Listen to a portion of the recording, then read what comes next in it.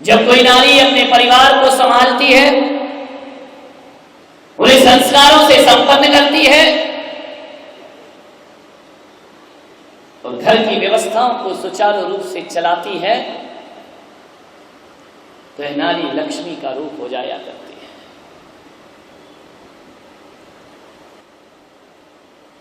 और जब कोई नारी अपने जीवन में अपने औलाद को, अपने संतान को, अपने परिवार को आचरण, अनुशासन और ज्ञान से बांधती है, तो यही नारी सरस्वती हो जाती है। और जब यही नारी सामाजिक बुराइयों और कुरीतियों से लड़ती है, तो महिषासुर मर्दिनी रणचंडी दुर्गा का रूप हो जाया करती है। नारी वही है। नारी ना हो तो घर बेकार है। बिन घरनी घर भूत का डेरा। जिस घर में नारी नहीं होती है वो घर स्वर्ग नहीं हुआ करता है। पुरुष कमाता है, नारी संभालती है। अनंत शक्तियां हैं नारी में। नारी निंदा मत करो, नारी गुण की खान। और नारी से ही जन्मते तीर्थंकर भगवान। नारी ना हो तो अवतार पुरुष, तीर्थंकर पुरुष भी इस धरती पर जन्म नहीं ले सकते हैं। नारी बहुत महान है। हर जगह नारी को दोयम दर्जा दिया जाता है, लेकिन कई जिंदगी के ऐसे स्थान होते हैं जहां नारी पुरुषों से भी बढ़कर के काम किया। स्त्रीणाम सतानि सतसो जनयन्ति पुत्रान् नान्या सतम तदुपमम जननी प्रसूता। मानतुंग आचार्य कहते हैं कि तीर्थंकर जैसे पुत्र को जन्मने वाली न तेरे जैसी कोई नारी है और न तुम्हारे जैसा जगत में कोई दूसरा पुत्र हो सके। वंदनीय हो गई नारी। नारी केवल भोग की वस्तु नहीं है। नारी को केवल भोग की शैया मत बनाइए। नारी पूजा की थाली है। और नारी कहा जाए तो घर गृहस्थी के मंदिर की देवी यदि कोई होती है तो वह नारी हुआ करती है। नारी के बिन घर जीवन सब बेकार है। आदमी दुख तो इस बात का है कि नारी ही नारी का शोषण कर रही है। पुरुष शोषण करता तो उससे लड़ा जाता, उसके लिए कानून बनाया जाता।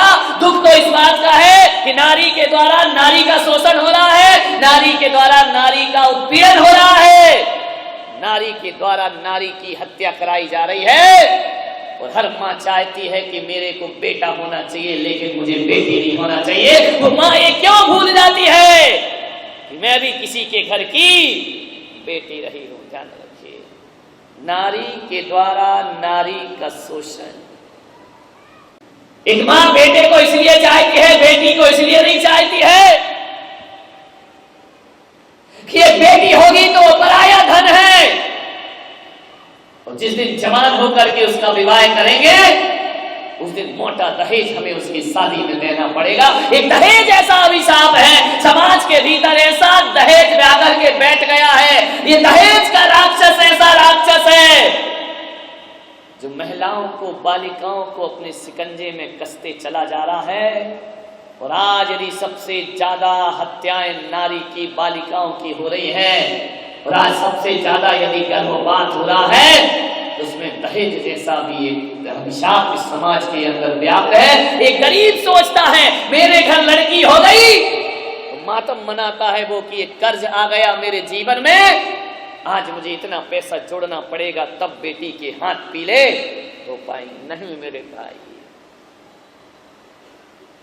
दहेज एक बहुत बड़ा अभिशाप है। मालूम है नारी बड़ी पूज्य हुआ करती है। जैन धर्म कहता है, जैन दर्शन कहता है कि जब यही नारी सांसारिक प्रपंचों को छोड़ करके, घर गृहस्थी का त्याग करके यदि आरिका और साध्वी का रूप ले लिया करती है, तो यही दोयम दर्जा पाने वाली नारी पुरुषों के द्वारा भी वंदनीय हो जाया करती है। और बड़े बड़े राजा महाराजा भी उसे अपना शीश झुका। नारी अपनी शक्ति को पहचाने, नारी अपने को शोषित ना करे। एक सास बहू को प्रताड़ित करती है, और इसलिए प्रताड़ित करती है कि वह दहेज में रुपया कम लेकर के आई है। लड़की के माँ बाप को उलाहना मिलता है, उन्हें शर्मिंदा होना पड़ता है, बहू को जिंदा जला दिया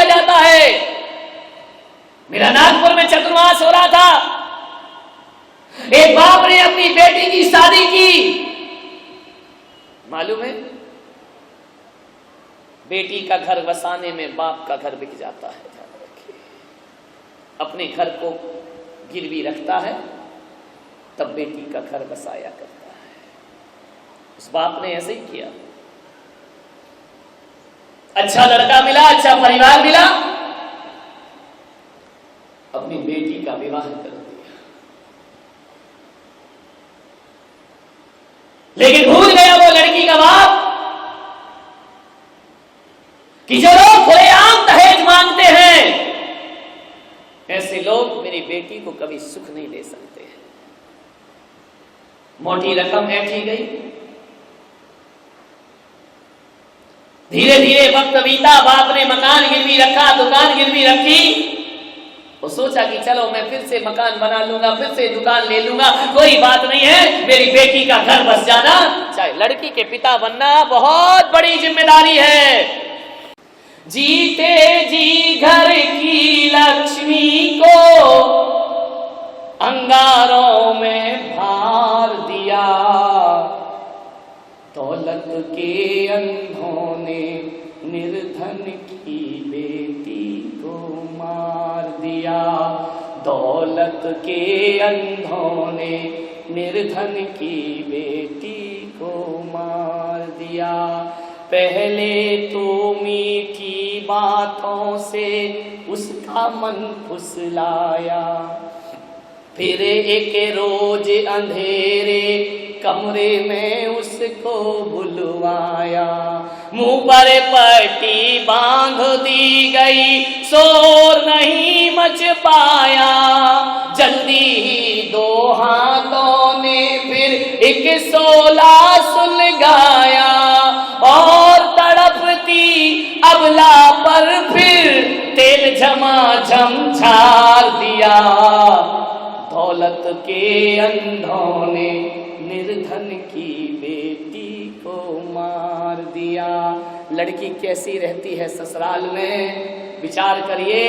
जीवन भर के लिए अरे जो दासी बनकर रहती है, जिसमें बहे सभी का मन जो उन लहरों में बहती है, तानों के तीखे बाणों को जो हंस हंस कर सहती है, चाहे दम घुट जाए मगर जो मुख से कुछ ना कहती है, तो मर्यादा की उस मूरत को ये कैसा अंजाम दिया।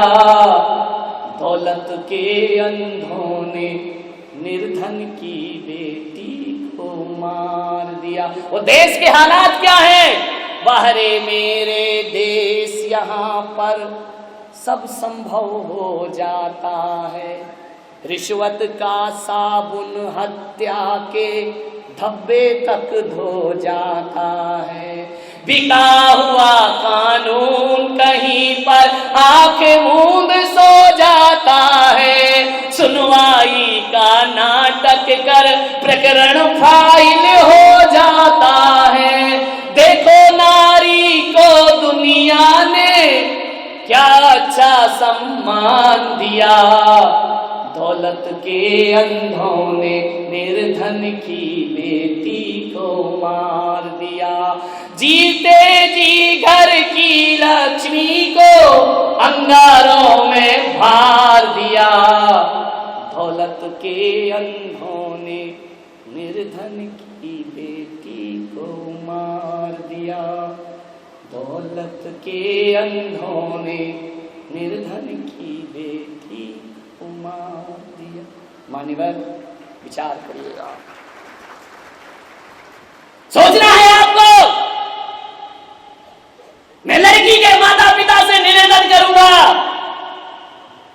कि आपके पास पैसा है, आपके पास धन है, आपके पास रुपया है, अरे झूठी शानो शौकत में अपनी बेटी की शादी में करोड़ों रुपए बर्बाद मत करिए। ध्यान रखिए, आज आपके पास है, आज अपनी बेटी की शादी में करोड़ों रुपए दान करते हैं, किसी गरीब की बेटी तुम्हारे इस दिखावे के कारण एक दिन हत्या की बलिवेदी पर चढ़ जाया करती है। ध्यान रखिए, सादगी से शादी होना चाहिए।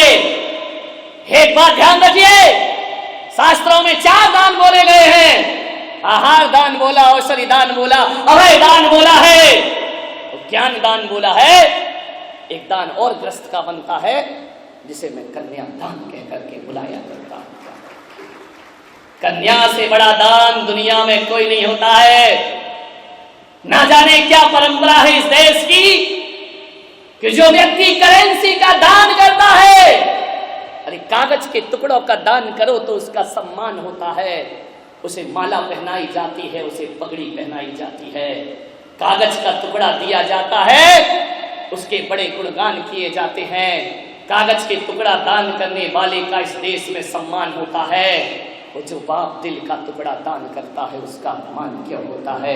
अरे बेटी उसके दिल का टुकड़ा है, बेटी उसके जिगर का टुकड़ा है, अपने खून का दान करता है, फिर उसका सम्मान क्यों नहीं होता? नीति तो कहती है कि देने वाला बड़ा होता है और लेने वाला छोटा होता है, लेकिन ये कैसी परंपरा बना दी कि कन्या देने वाला छोटा होता है और लेने वाला बड़ा। ध्यान रखिए, तोड़िए ये परंपराएं, ये दकियानूसी रीति रिवाज, रस्म रिवाज। दिल का टुकड़ा देने के बाद भी वो छोटा बना रहता है, वह झिड़कियां सुनता है, वह ताने सुनता है लड़की का पिता। मान्यवर, यदि इन परंपराओं को नहीं बदला गया तो मेरे देश की बेटियां दहेज की बलिवेदी पर चढ़ती रहेंगी, और ना जाने कितनी बेटियां आज इस देश में फांसी के फंदे पर झूली होगी, कितनी बेटियों को जिंदा जला दिया गया होगा, कितनी बेटियां दर-दर की ठोकरें खा रही। ये अमीर लोगों के कारण है। ध्यान रखिए, झूठा दिखावा और शान शौकत। हमारी लड़की की शादी है, मैं कहता हूं किसी मंदिर में पैसा दे देना, लेकिन लड़के बालों को कभी दहेज में 1 रुपया भी देने का तो साहस नहीं करना, वरना हर गरीब भगवान से कहेगा कि भगवान सब देना, लेकिन हमारे घर में लड़की को जन्म मत देना। ध्यान रखिए, आपकी झूठी शान शौकत। एक समाज है राजस्थान में, नागदा समाज, जैन समाज की एक समाज है। मैं बड़े आदर से उसका नाम लेता हूं। उस समाज में न दहेज लिया जाता है और न दहेज दिया जाता है। अरबपति भी होगा तो लड़की की शादी वैसे ही करेगा जैसे साधारण लोग करते हैं, गरीब भी होगा तो शादी वैसे ही होगी। सामूहिक विवाह का आयोजन किया जाता है। मान्यवर, अबलाओं के साथ खिलवाड़ मत करिए। कन्यादान से बड़ा दुनिया में कोई दहेज नहीं हुआ करता है, कन्या से बड़ा कोई दान नहीं हुआ करता है। मान्यवर, अपने सीने के टुकड़े को किसी अनजान घर में दे देना ये किसी लड़की के पिता की ही बस की बात है, हर किसी के बस की बात नहीं हुआ करती है। सोचना है, बरसों साथ रहती है, 20-20 साल एक पिता उस लड़की को नाजों से पाल पोस करके बड़ा करता है। कितने अरमान हो गए उस पिता के जिस लड़की को प्रताड़ित करके मार डाला है।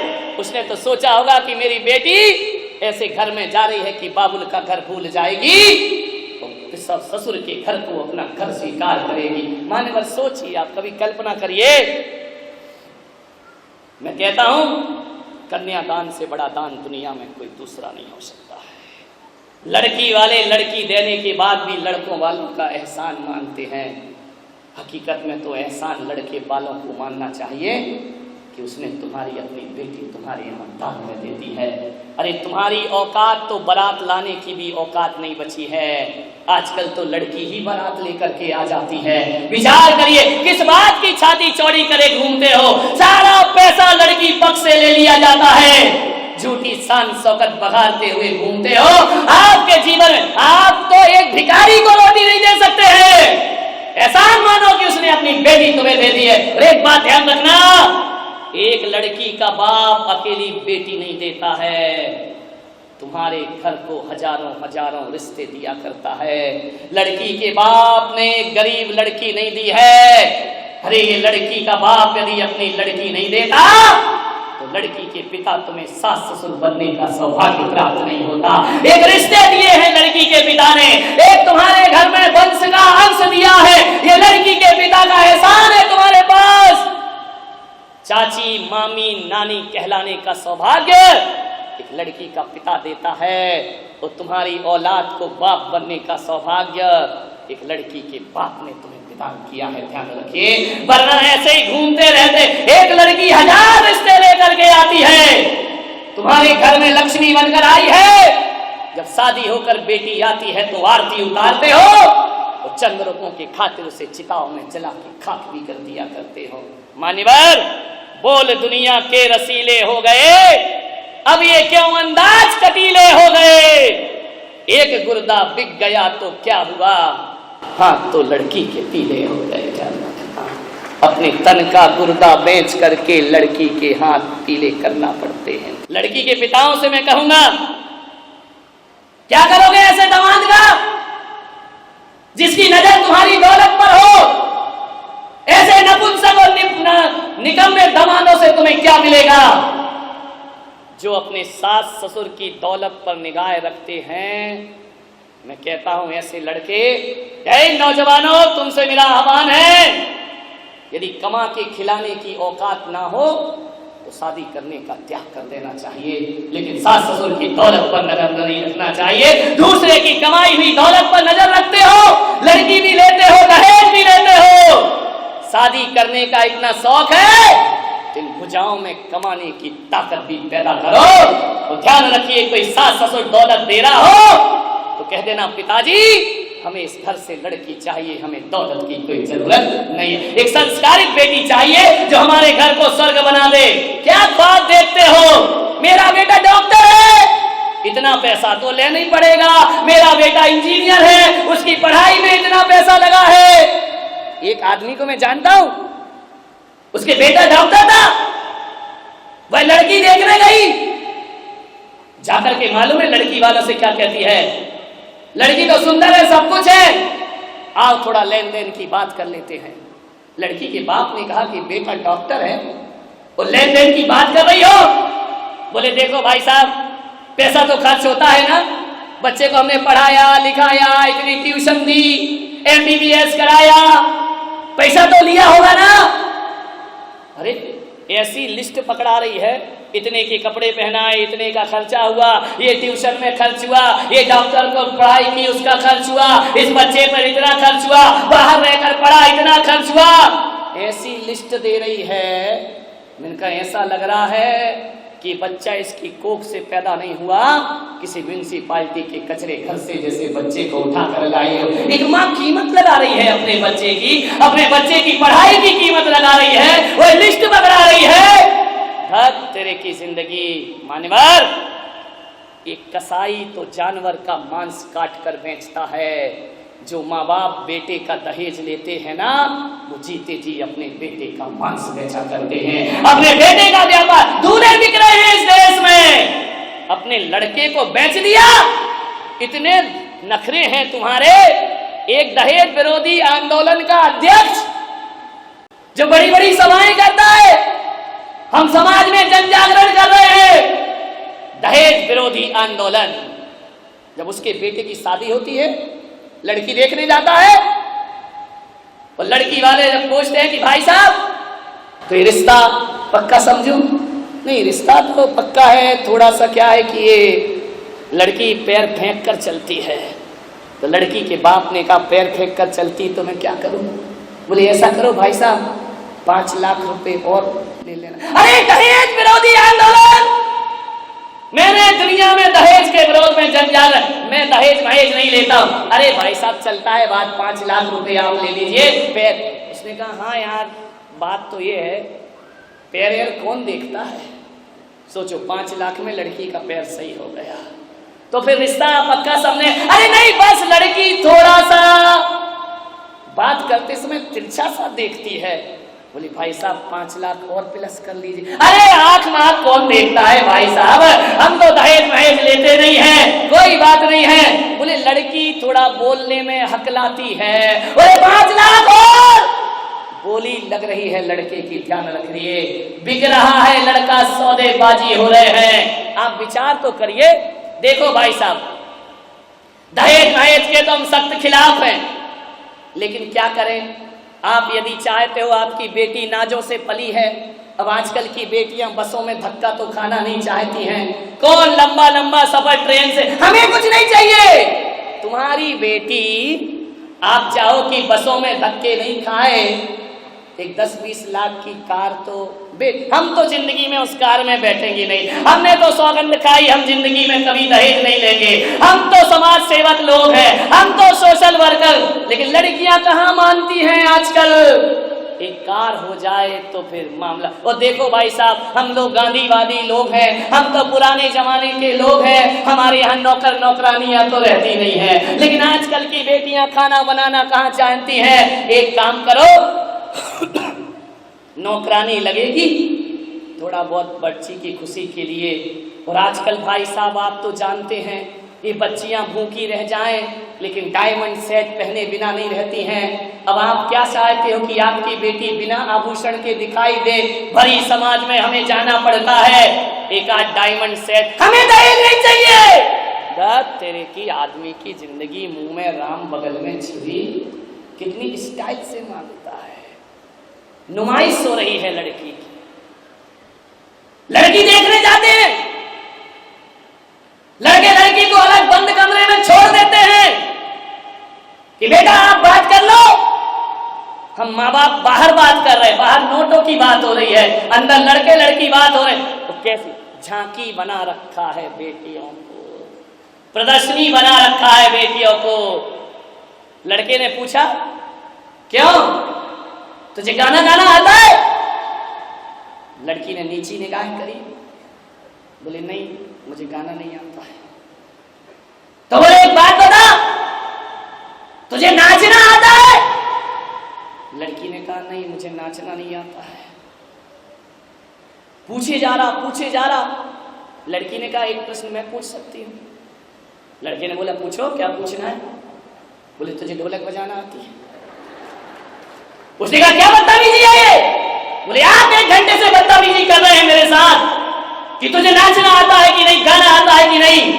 प्रश्न पे प्रश्न किए जा रहे हैं, तो मैंने एक प्रश्न कर लिया तो बदतमीजी हो गई।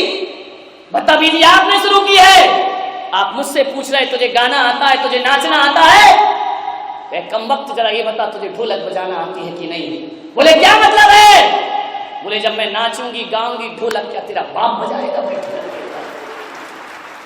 मान्यवर, लड़कियों को थोड़ा सा तैयार रहना होगा। दहेज के भेड़िए घर में आए, धक्के मार कर भगा दीजिए। लड़की के पिताओं से कहूंगा दहेज के लोभियों को अपने घर में कभी घुसने मत देना। सासुओं से निवेदन है, घर में बहू लाना, बहुरानी मत लाना। ध्यान रखना। हर सास, हर लड़के की मां सोचती मेरे घर में पैसे वाले की बहू आना चाहिए।